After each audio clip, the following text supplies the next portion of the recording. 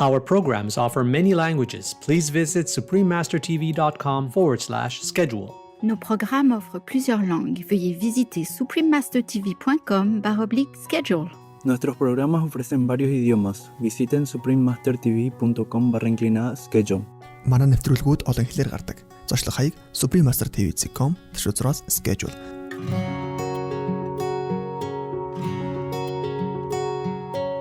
So our Forward Food Programme, it's been a great success because we've managed so far to switch 400 million animal-based meals to plant-based meals by working with caterers. And that's meant we've saved the lives to date of over 10 million animals.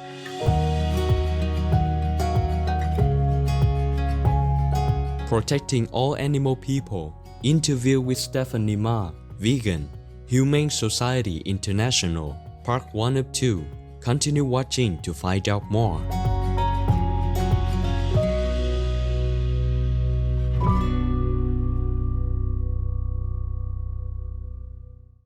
Vegan Leader, the rock for the people.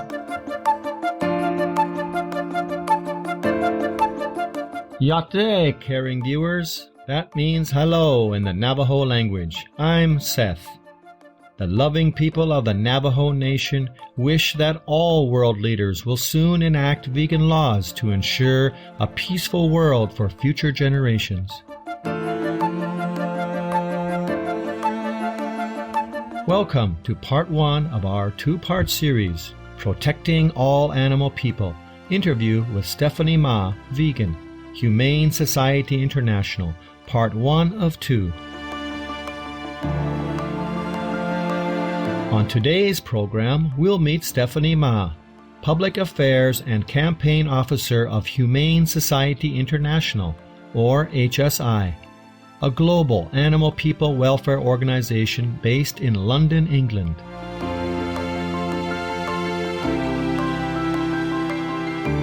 The mission of HSI is to protect all types of animal people, including companion animal people, farmed animal people, and wildlife, and to prevent all forms of cruelty toward them.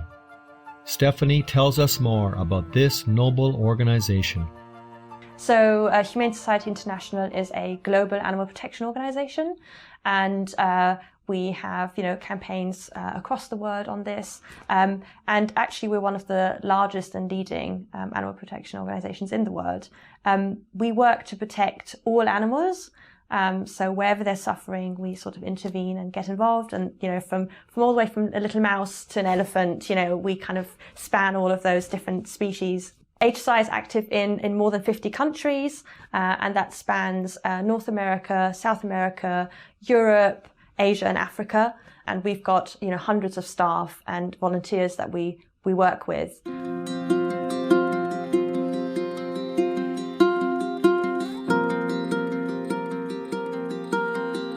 HSI concentrates its efforts on major international campaigns. Stephanie describes some of the organization's current projects. We work on a number of campaigns. We've got one successful one on exposing the cruelty of the fur trade and trying to get a ban on, fur farming or fur sales and imports in countries where there's already a ban in place. We're also working to end the trophy hunting trade, and then also the dog meat farming in Southeast Asia. And we're very involved in disaster response and relief. So, for instance, when Australia had those really awful bushfires in 2019-2020, we sent out a team there to sort of help save the wildlife.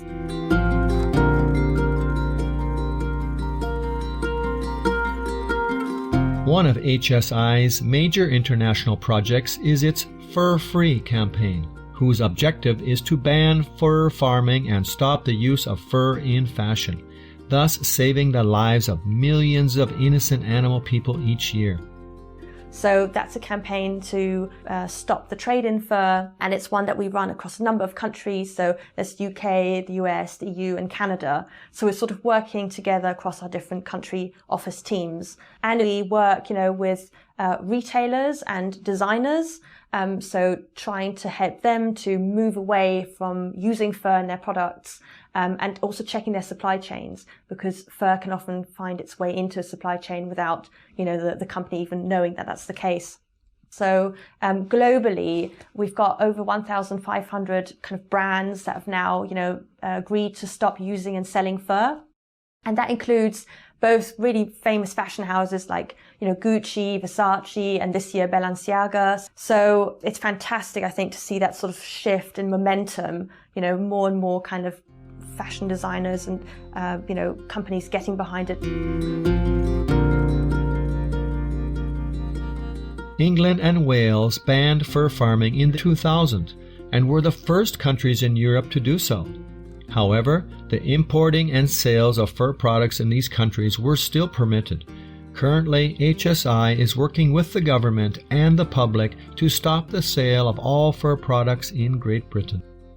I think our Fur Free Britain campaign commands a lot of political support at the moment. We've got lots of members of Parliament here who have been, having debates in Westminster, who've been signing early day motions and sending cross-party letters. So that's really built momentum.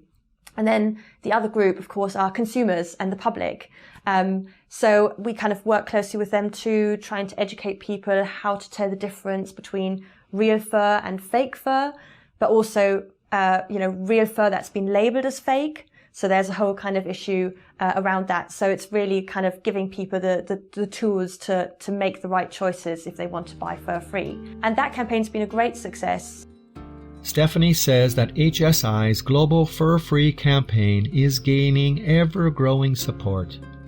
And our latest victory is one with Elle magazine. So they, at the start of December, announced that they're going to be ditching fur across all of their editorial content and also their advertising content, both in their magazines, but also online. And I mean, that's Elle magazine, it's got millions of readers worldwide. The future of fur is coming to an end.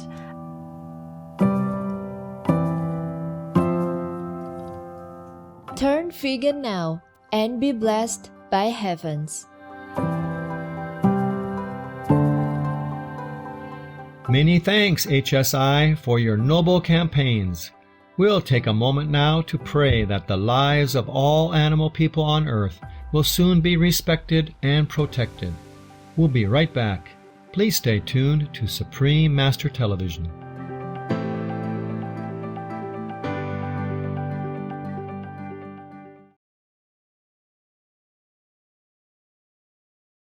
Welcome back to our program, Protecting All Animal People, interview with Stephanie Ma, vegan, Humane Society International. To increase its impact, HSI works closely with many other animal people welfare groups. We definitely work together with a number of groups, and at HSI that's something we find is incredibly valuable. It really stands out to policymakers if you can speak with like a united voice and really kind of come from different angles. You might have, as different organizations, different priorities, but when you can come together on an issue and, present that sort of unified ask and sort of direction to policymakers, I think that really makes a difference to them. HSI also promotes the vegan lifestyle as the best way to protect the lives of all people in the animal kingdom. The organization's Forward Food program is designed to accelerate the shift to plant-based eating. Our Forward Food program is an international program. We run it across 9 different countries. For example, that includes, the UK, Brazil, South Africa, the Philippines, Singapore, Vietnam, Mexico. So it's a big campaign. And we offer free culinary training programs to chefs and caterers and food service companies, but also to institutions like schools and universities. So we give them the training. We also give them sort of toolkits. And the idea is that it enables them to then shift away from more animal-based meals that they serve to more plant-based food. It's about showing them how, how easy it is to switch from an animal-based product to a plant-based product. And not only that, it's also nutritious, it's healthy, it's cost-effective, and that's something that's very important to these kind of, places, is it within budget, and also just very delicious. And we sort of have looked into, ideas of like, do you offer a separate kind of plant-based menu? Do you incorporate it into the menu? And we've actually found sort of incorporating plant-based options into a menu makes it much more likely for people to try a plant-based option rather than having sort of a separate kind of, a plant-based option on the side. In addition to training, the Forward Food Program uses other ways to persuade the catering industry to offer more plant-based options. So apart from, the training, we do workshops, we do educational programs, and we also provide greenhouse gas assessments.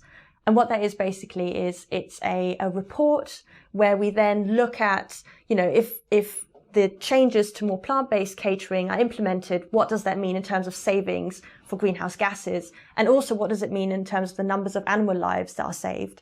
And then we kind of highlight sort of 20 greenhouse gas hotspots, which would be sort of 20 items that caterers are currently sort of procuring that are particularly bad from a kind of sustainability point of view. And that's a great way sort of for them to tackle those 20 first. Stephanie explains why the Forward Food Program plays such an important role in accelerating the shift to the vegan lifestyle. Because of the kind of catering industry being such a huge industry, that has an impact on millions of meals. And also it's a great way to sort of widen the audience and to kind of get people interested in plant-based food who might not necessarily have considered it before as a choice. But when they're presented with it, whether that's in a school or, at sort of an event, they might be more likely to try out the plant-based option. And that could lead to, a change for them in their diets. Thanks to the tireless efforts of Humane Society International, the Forward Food Program has been highly successful in the UK.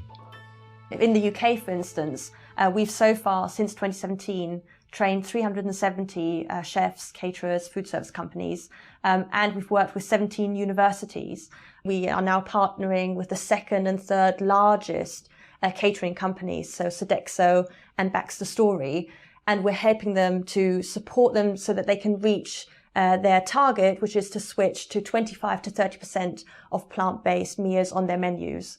It's been a great success because we've managed so far to have to switch 400 million animal-based meals to plant-based meals by working with caterers. And that's meant we've saved the lives to date of over 10 million animals, and also the CO2 equivalent of 600,000 tons, which, to sort of give that a bit of a sense of what that means, is as much as kind of 1.4 billion miles driven in an average petrol car.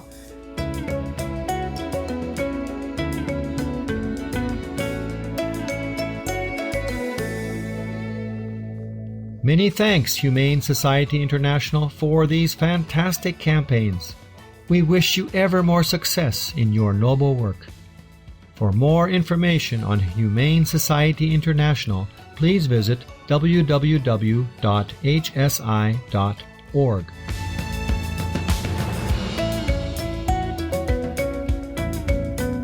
All of us, all of creation, is waiting for redemption. Yes, I'm guilty, and I live among animals who aren't guilty. This enhances my respect for them. The Reverend Dr. Rainer Hagencourt, vegetarian. Grace-filled viewers, thank you for your company today.